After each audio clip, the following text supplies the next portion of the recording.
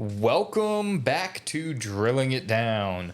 Today, Mario, we have Liam has informed us we have maybe killed a whole tree, and it is because right here we have the one big beautiful bill.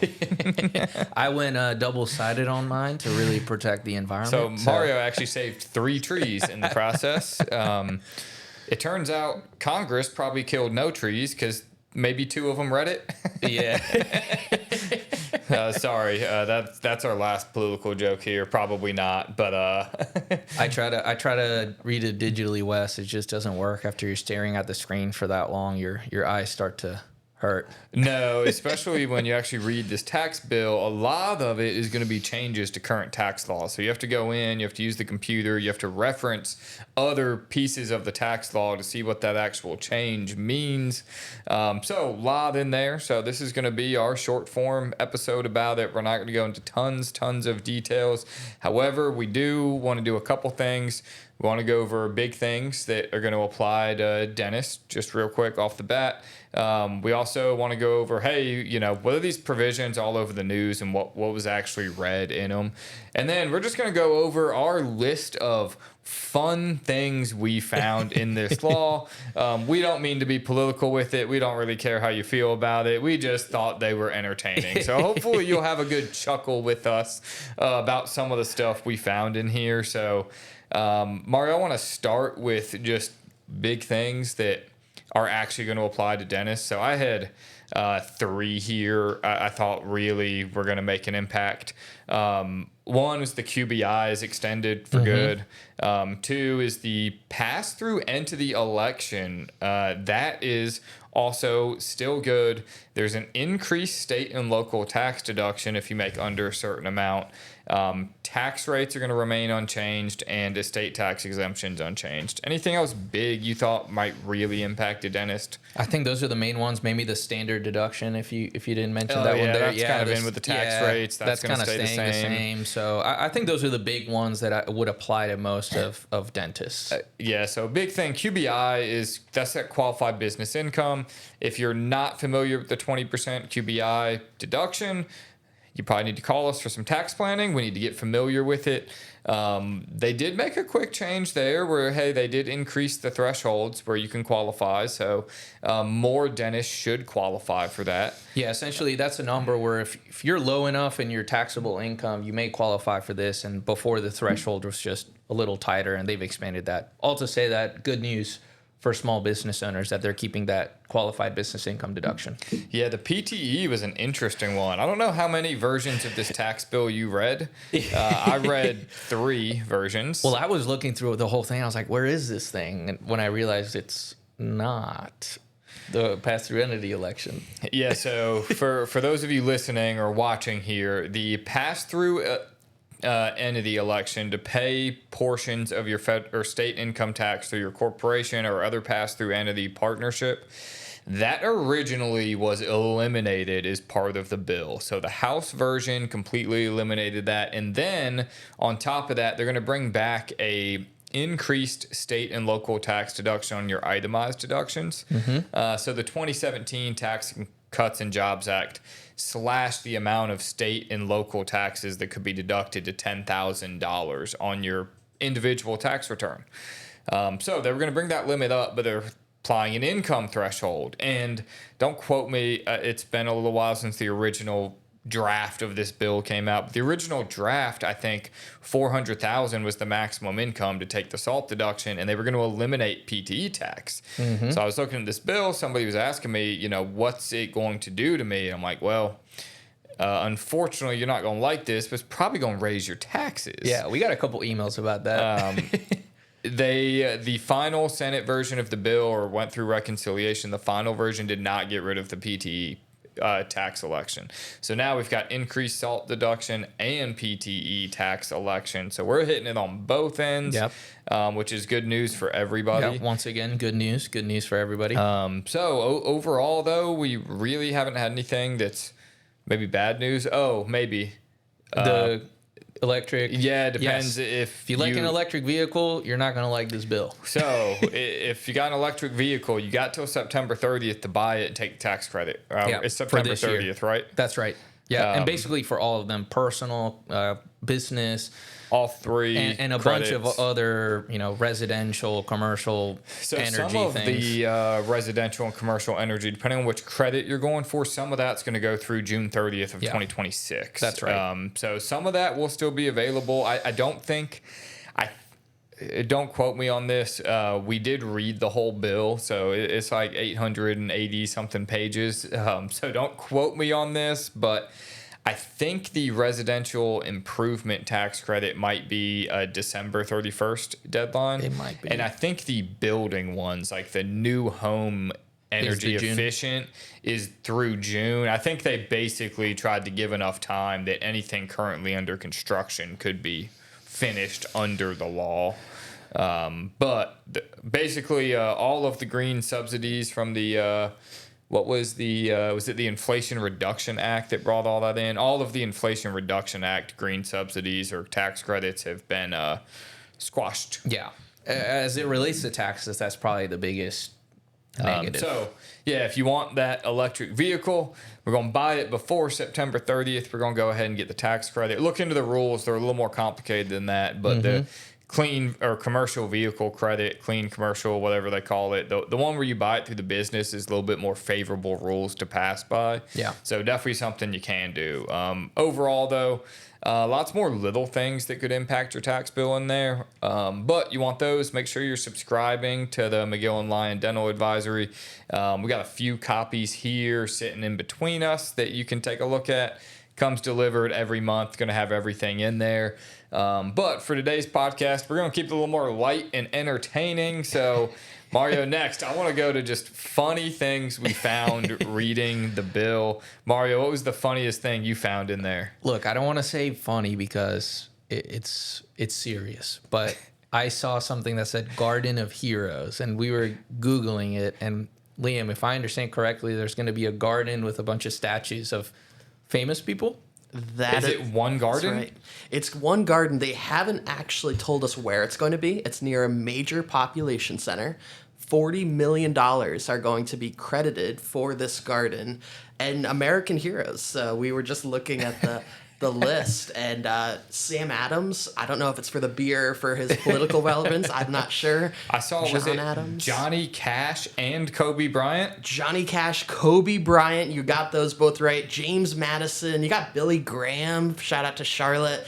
It's quite a list. I wonder who picked this list. It's Cy Young, the baseball player. It's a funny list. There's no rhyme or reason, no location yet, but $40 million is going to be allocated to it. Yeah, so I'd love to, maybe we take a field trip west to the Garden of Heroes. This sounds, pay our respect. This sounds amazing. Kind of ridiculous, but also funny and amazing. When you look at that list of, we're going to have Johnny Cash sit next to Kobe Bryant. It's going to be great. Loving it. But what did you find, Wes? Which one did you like? I think, what is it? We are officially, I didn't get into the actual weeds of this one, but I think there are some bonds available to airports. For lending. I did see that. And we have added space stations to the list. Yep. So the rule got a little more complicated than that on like vessels or certain launch areas. But hey, we've added space stations to the list, which that's going to be up there. You know? We are officially going to space. There was some money in there to find some continuous communication with Mars. So there was all sorts of stuff. But apparently we're going back to space. You think that was before the breakup with Elon or after? I don't know. It's fun. I don't know who's getting that money. Is what's his name? Is maybe Branson's going to get the money now? Richard Branson raced to space. Sorry, Elon, you got booted out of here for breaking up with Trump. Oh my gosh, that's funny. And for those of you listening, please know we're just lighthearted. We don't care about your politics. Yeah, we're just having a having good time. fun here. The other one we talked about earlier, Wes, was we're always talking about meals and travel here, but there was something in there about, hey, if you're in, what is it, a fishing vessel? that it's more lenient on what meals you can deduct? Yeah, so meals are 100% deductible on a fishing vessel. So Does that mean we're taking company outings on a fishing boat? now that we can write the entire thing off, I think so. Or if you're at the fishery, so you're at like the fish house where they take everything and kind of spread it out, but you can't be in a statistical urban population center. So you have to be outside of one of those at a fishery, and now apparently all of a sudden you're good. And this not my area of expertise, but I saw something where apparently Canadians are fishing U.S. waters. Is this only in Alaska? I don't know. Maybe. I don't know. I think I was reading some article. I didn't know this Well, was a there thing. isn't an urban statistical population center in Alaska. The fishing thing could be. The fishing Because thing I was could reading, be. I didn't know this was a thing. They called it like longitudinal or latitude inequity. They were like, oh, what if people that are fishing in other parts, aren't going to get this benefit? I was like, wow, talking about geographical inequities in the fishing. Yeah, but we had what else? The end of the cafe miles per gallon standard fines, which that's one that I'm a car guy, so I pay close attention to. People may not realize, but the average miles per gallon of a fleet of sold vehicles, I think, don't quote me on this number, is supposed to hit something absurd by 2026, like over 40 miles per gallon, which obviously Americans as a whole don't really have the appetite to hit. If you look at the most sold vehicles in America, it's like, well, for those of you who think I'm making fun of you, I'm also making fun of myself. I was like, we need to have enough room for the baby, the 2 dogs, and our stuff to go on vacation. Yeah. So, we got a Ford Expedition. We certainly do not get 40 miles to the gallon under no circumstances. My F-350 gets better miles per gallon than my wife's Expedition. So I'm part of the problem. But that should, there's also... we'll get into some of the things that Trump promised and see how they actually worked out in there. But that one should have a pretty big impact on the auto industry.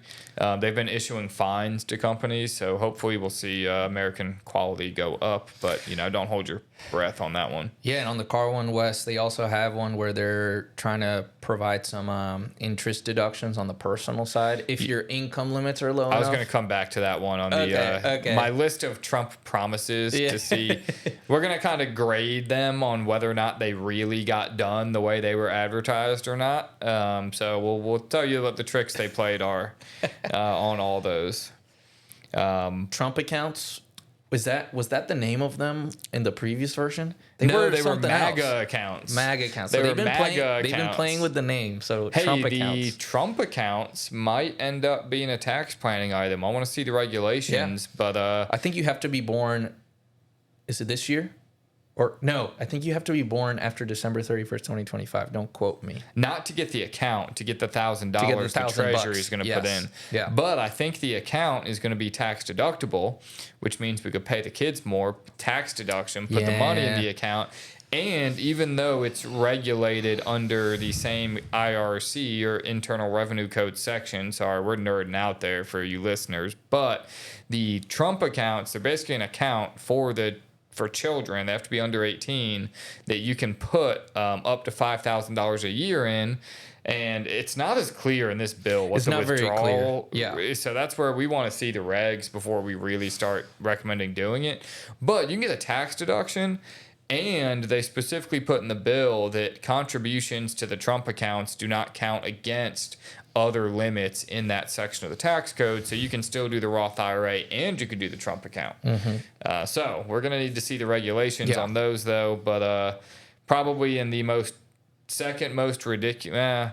What was more ridiculous? Naming the bill the one big beautiful bill, or naming the accounts the Trump accounts? I was like, hey, that's how your name goes down in time. It's like Roth IRAs, Trump IRAs. I don't care if you like Trump or not. I'm not really one to dog politicians. I don't really like many of them. However, we're definitely going to dog the politicians for this. Like, really, we changed the MAGA accounts to Trump accounts, and the bill is the one big beautiful bill. Could we not have just, called it something normal? What's the abbreviation? OBA? I think I saw that actually somewhere. One big beautiful act. It's the one big beautiful. I mean, it's. I think it technically. It's We'll act. get back. We'll get back to you. On The that one big beautiful. Is it the one big beautiful bill act, I or thought I is it saw the one something big like beautiful OBA act or something like that? Liam's doing the Liam, research look it for up us. for us. Other funny things in there. You got anything else, Mario? Funny, no. There's a lot of serious things. It's very serious. We're having a 250-year celebration that that's we true. have allocated money to in the One Big Beautiful Bill Act. When is the celebration? Who's invited? I think it would be July 4th. I don't know if you're aware It of is that pretty day. cool that it got signed on that day. You know, it was very patriotic. I'm dogging them for this one. The One Big Beautiful Bill with the Trump accounts, and of course he signed it on. I bet you he was in there calling everybody. You know, did you see him blowing up Thomas Massey because he refused to sign the bill? No. Oh yeah, he's like, man, I gotta sign this thing by July 4th. It's a July wait. 4th signing. You know, Hey, we're they made it having happen. so many things. I'm really interested, Wes, in reading the food stuff eventually. You know, I'm reading one here that says the dairy policy update. So, you know, very interested on that one. There's a lot of farming stuff in the bill. There's also, for those of you that were hoping to cut government spending is part of reducing the deficit.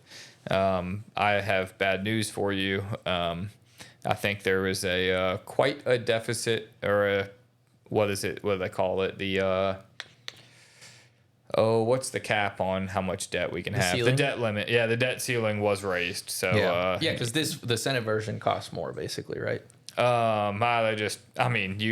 all knew. Yeah. We can all pretend like they were gonna lower spending, but politicians are drunk on spending other people's money. It doesn't help that, and I'm guessing the interest costs on that debt are just astronomically high. But Oh yeah, but yeah, those were all the funny things I saw. Oh, there's gonna be caps on student loans moving forward. We kind of have to see how those work out. I did see. I thought it was funny too. It's like there is going to be a cap on like those plus loans that parents can get for their kids for graduate school. There's gonna be caps on all sorts of Yeah, loans. yeah. There's going to be something, like I said, about what profession you go into. For dentists, they did put something in there. There's different caps for graduate programs versus there are professional programs. So professional programs would be doctor, dentist, lawyer. Yeah. You're actually getting a degree that's Got probably an ROI. Yeah, probably masters in accounting too to get CPAs. Although NASBA is doing away with that, but the dentists are going to be under a different rule, so still able to get student loans. Not really going to be an issue, but you're getting your. I probably shouldn't pick one just in case we offend somebody, but Actually, we'll go after accounting. You're getting your doctorate in accounting, like for what? You're a teach, CPA Wes, after to 5 teach. years, exactly. You don't need to be taking out dang $100,000 a year loans going to teach. I did $1 million worth of accounting studies. Now I'm going to teach, and I'm going to be working for a public university, so my loans are going to get disappeared. Well, Wes, they probably get paid. It's not a lot, but I was kind of shocked. You can look up public school salaries. I was kind of shocked at what some of my professors made. I remember Low or high? One of my best professors only made like $65,000 a year, and I was like, dude, what? Really? I learned more from you than anybody. Some make some good money in those. I mean, decent money compared to other universities, but Yeah, it was across the board. But no, let's jump in. Kind of last topic in here. Let's grade out the promises. So I think, Mario, we had the big promises. Tell me if I missed any, because I don't really watch the news, but I think it was no tax on Social Security. It was going to be no tax on tips, overtime. no tax on overtime, and no tax on car loans. Did we miss any? Liam, you know of any big promises we missed? I think those were the big selling points, right? Yeah, I mean, and Social Security that didn't happen. Kind of did. Did you figure out what they did? Well, are you talking about the overtime and the tips? No, we'll start with Social Security. Yeah. Oh, man, we're quizzing Mario live here. Did you figure out what they did to get taxes away from Social Security? They increased the standard deduction for seniors. It's the personal exemption. So seniors, because they get the increased standard deduction, but Seniors making under 100,000, I think, or maybe 75,000 if single, or 150 if married filing jointly. They get an extra $6,000 personal exemption per senior. Yep. I think this expires at the end of 2029, though, so it's only 3 years. Wes, I got it right, kind of. I just said the wrong thing. Yeah. But basically what they did here was for low-income earners or people that are just living off Social Security, 85% of Social Security, I think, is... there's a certain limit. Typically, for most dentists out there, 85% of your Social Security is going to be taxed. However, for low-income earners, not everything's going to be taxed. So sometimes you can even get low enough to be tax-free. So what they really did there was they put in that extra personal exemption to where you get up to $12,000 to eliminate the little bit of tax that would be left on somebody's Social Security benefit. So, I would say on this promise, seniors shouldn't be paying tax on Social Security. They probably hit the majority of the population. But if you're hoping that's going to apply to you as a dentist, it might, Wes, right? If someone retires early and they're not working, they could look rather low to middle class. They could. So we'd have to play some games, but withdrawals get really, really complicated for the senior doctors listening. You're just always battling another section of the tax code on where you're getting your money from. So it's possible, though, and definitely something to think about. But overall, are there no taxes on Social Security income? I would say this $6,000 extra exemption probably had very little impact, if I had to guess. Modified adjusted gross income has to be under 150. So if you had two decent earners, and let's say you got Social Security of 80, maybe you got RMD. So maybe it has a bigger impact than I think. For the dental community, it's going to have very, very low impact. Next one, no tax on tips. How'd they do here, Mario? So, they got it done, but it's kind of, I don't know if most people know what they're doing, is they're really trying to increase their payroll taxes, right? No, there's already an exception for that. I was kind of shocked. Really? That's what I thought too. There's kind of already an exception to that in the tax law. So I think overall they got it through. They kind of hit on this one more than I expected this to actually get done. I kind of expected it to be something nobody would qualify for. All I'm saying though, Wes, you got to claim your tips. So obviously, anyone still getting cash ain't claiming them. If they are, I remember I worked at the country club, and this dude Joel was so straight edge that we got paid like $8.50, $10.50. We all had different hourly rates. We were actually getting paid, and Mario, I don't know that this back when I was working at the country club, man, I was getting paid double minimum wage. So I had a high paying job at $10 an hour, but Joel would claim half his tips, and he's like, I just don't want to get audited. I'm like, dude, they are not coming to audit the cart boys. Like, get out of here. Yeah, you're not old enough. We are good to go. But we got all cash. Now, if you're the restaurant, and I think kind of the intention here was, cash tips were probably much, much more common 20 years ago. And now it's kind of unsustainable to work one of these jobs and you're paying tax on it. So, okay, we can provide some relief. So what they did was you can deduct as long as your income doesn't exceed certain thresholds and you're in a qualifying industry. So you can't just pay, your dental staff in tips if you wanted to. So it's got to be a normal industry, which I think in there, it's basically serving food, alcohol. So restaurants are in there. They added beauty and salons in there. But they would be your normal things that you're customarily tipping for. And you can take up to a $25,000 deduction. Now, there are some rules in there about reporting it. So, you're going to have to claim the minimum wage first. Yeah. So the minimum wage can't, if we made $400 in a shift, we got to take minimum wage before we do anything on tips. Because a lot of some jobs, you make minimum wage, so it's not a big deal. You make a real wage. But a lot of waiter and waitress jobs, I don't know if this number's changed, but when I did it, I think we made like $219 or $259 an hour. And then the restaurant had to gross us up if we didn't make minimum wage. So they always made us report our tips. But that was like 40 years ago, Wes. Things have definitely changed. Yeah, not that old. So I think overall, though, they actually kind of delivered on no tax on tips. Same with the overtime? So tax on overtime. So it's limited to $12,500 if you're single, $25,000 if you're married filing jointly. I kind of got a chuckle on this.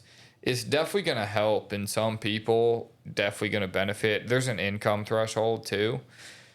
I don't know. I guess it depends how hard you work. When you think overtime, how many hours are you thinking a week? Well, what are they depending? They're probably. You don't think they're saying like 40 hours? No, that's your not overtime. But how many overtime hours a week do you think somebody's working that's working overtime? Man, 10. Man, I was in going these industries. This is separate industry. Well, that's the thing. If you're thinking like, let's say, if you're thinking like banking, those people are salaried. They're making too much money. It's not gonna. I was thinking. In my mind, I was thinking the blue collar jobs. Oh, okay. And like when I was working at the country club, I was on work week started on Friday. I hit 40 hours by about 11 a.m. on Sunday. Yeah. I mean, I was hitting an 80-hour paycheck. Like we're getting 40 hours a week of overtime, trying to get 50. You know, some of these blue collar guys are probably hitting that. So some of them, you know, depending on what they're getting paid, there's a lot of trades that make a lot of money. So I wouldn't say there's going to be no tax on overtime, but it will help. I mean, they definitely delivered more than we thought, but it would be interesting to see, man, I don't see like a foreman or, you know, give me somebody on a construction site working to get a project done. Like you remember when when they redid the bridge going over from North Carolina to South Carolina over the river in Rock Hill, York County, they put everybody on a bonus system, or put the construction company on a bonus system. And they told the construction company, if you finished early, that we're going to pay this many millions of dollars for how early you finish. And if you finished late, we're going to penalize you. Oh, gosh. And the construction company went to the workers actually doing the work and said, look, we're going to give you all the money. That bridge got redone in no time. That's awesome. Absolutely no time. They were working around the clock on that thing. So there's some of these industries where you kind of look at it and you're like, well, people don't want to really think this, but you know, the married dude, he might very well be getting the deduction for $25,000. The single dude might be crossing the income threshold and sitting there going, "Dang, I worked 50." You know, he might have to do a calculation at the end of the year. See if it's worth it. Oh gosh, I got to cut the overtime off, otherwise I'm gonna have to pay tax on all of it. But overall, I think they actually surprisingly, that kind of shook out. I've been thoroughly shocked. I thought these were things that were just never going to happen. And the last one was car interest. So how'd they do there? I think, you know, if the purpose was to get most people or a good chunk of people included in this, they did the job, but it's not going to apply to a lot of the people that we work with. Yeah, you got to buy a new car. It's got to be new. It's got to be final assembly in the U.S., America, which, like we talked about, it could be foreign cars, but they just have to be assembled here. Final assembly in the U.S. isn't as hard as people think to pass. I think Volvo SUVs are an hour south of us. BMW SUVs are an hour and a half west of us. I think Mercedes SUVs are Alabama. Teslas are all final assembly in America. The funny part is... you know, it might be easier to find a foreign car than it might be an American car. Did you say BMW already? BMW's in South Carolina. But remember, it's going to be... So the way this works is like, if you want a sedan, I'm pretty certain they're... I don't know for certain on this, what exactly gets produced here or not produced here. But a lot of these companies, the sedans will come from overseas. Yeah. But the SUVs, they don't want to pay tariffs on or anything. So the SUVs are produced here. So if you actually go down to the ports in Savannah and Charleston, you see all the SUVs leaving for Europe because they don't produce them there. But... yeah, it's going to have final assembly in America requirements on it. And the income threshold, though, was kind of lower than I expected. Was it 150 or 200? Yeah, I think it was 150. So a lot of people But look, will. At the end of the day, if you're asking, like, did it work? Like, hey, business owners, which are usually, you know, our dental practice owners are already getting some perks for getting cars. So, I mean, you know, this is a good way for people who aren't business owners to get a deduction. Yeah, one, it's limited to $10,000, which, my gosh, hopefully you don't have more than $10,000 of interest on a car loan. But something funny, just, I don't know if you read the original version of this to find it. In the original bill, I was gearing up, man. Rednecks were going to have a heyday. And I do enjoy some redneck activities. So I will readily admit, I was sitting there, I was like, this is awesome. You know, side-by-sides counted, ATVs counted, motorcycles. I mean, it was like every toy you can imagine. I was sitting there, man, interest is tax deductible. Oh my There's gosh. about to be a lot of side-by-side loans Go going to your out place, there. you're going to have all sorts of vehicles there, Wes. Oh, yeah. So that kind of got thrown out, and now it's 10,000. Has to be a vehicle. It can be a motorcycle, but has to be final assembled in America. Yeah. Anything else entertaining you found in the bill, Liam? You find anything?